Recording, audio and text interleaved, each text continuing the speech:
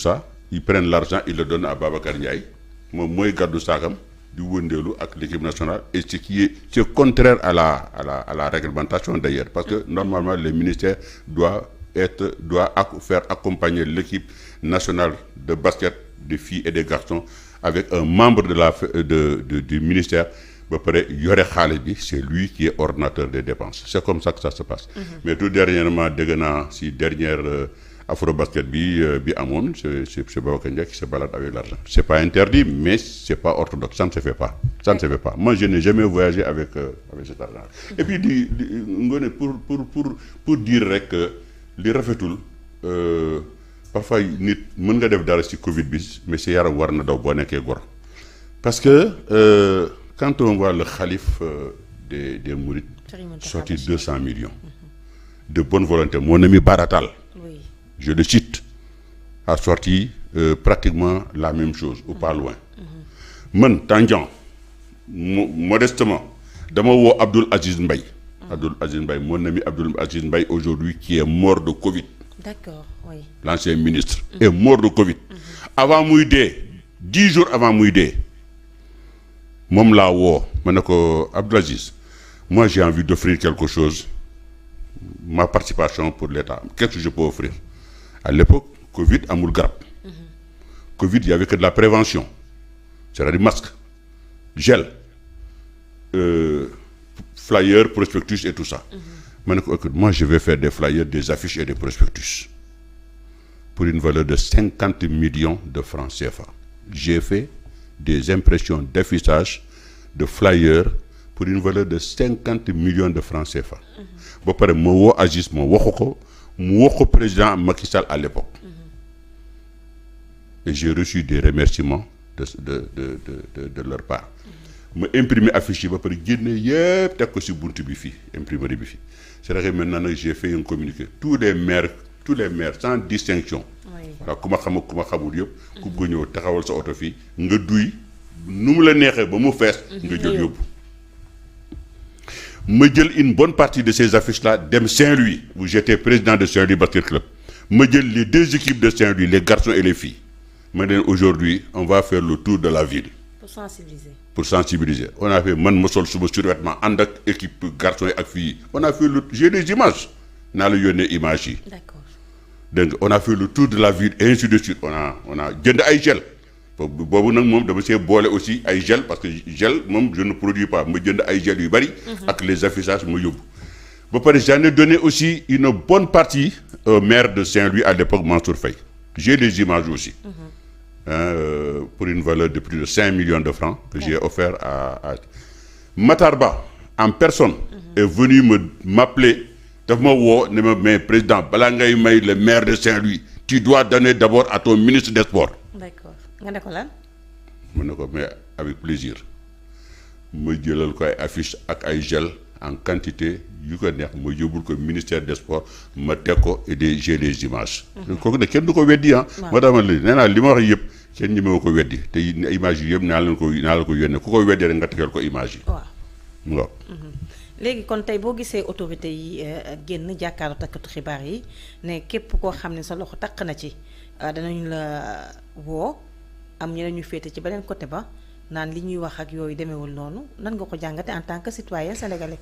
Moi en tant que citoyen ni ma ko jàngatee j'estime que c'est l'État ne pouvait pas faire autrement. Ceci pour montrer l'exemple. Oui.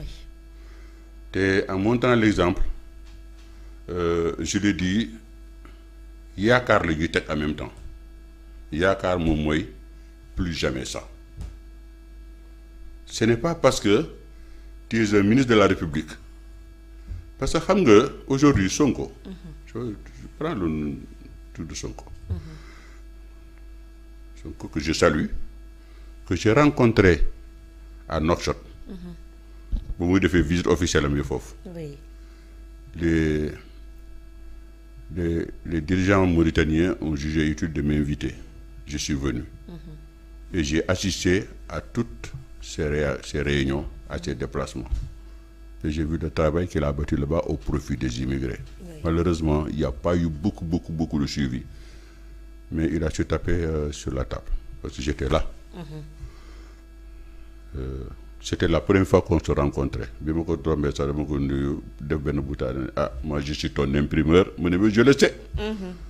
Parce que lors des élections de 2019 fii mais j'ai des amis que je peux citer aujourd'hui, Mayabé Mbaye et quelqu'un d'autre que je préfère ne pas citer. Okay.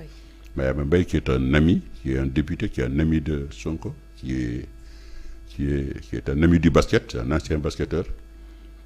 Moom woo ne ma naa jàppale son candidat ma ne ko amul benn problème mu ñëw fii ma may ko 1 million d'affichage. Sa valeur maintenant, je préfère ne pas l'estimer dans le plateau. D'accord. Parce que je n'ai pas de problème. J'ai toujours fait ça avec Wade, avec Diouf, avec Macky Sall et avec Sonko, pourquoi pas. Dernières élections, j'ai fait exactement la même chose pour Diomaye. Oui. Et pourtant, il ne me connaît pas. Donc, ce tangent fonctionne comme ça. Je ne suis demandeur de rien. Alors ça, je le dis haut et fort ici. Maintenant j'ai de l'amitié parce que saraxulee noonu la ñu mel saraxulee bu ñu xasee ba jàpp nit rek dañ lay jàpp ba foofu à moins nga wol leen loo xam ne jàppul rafetul.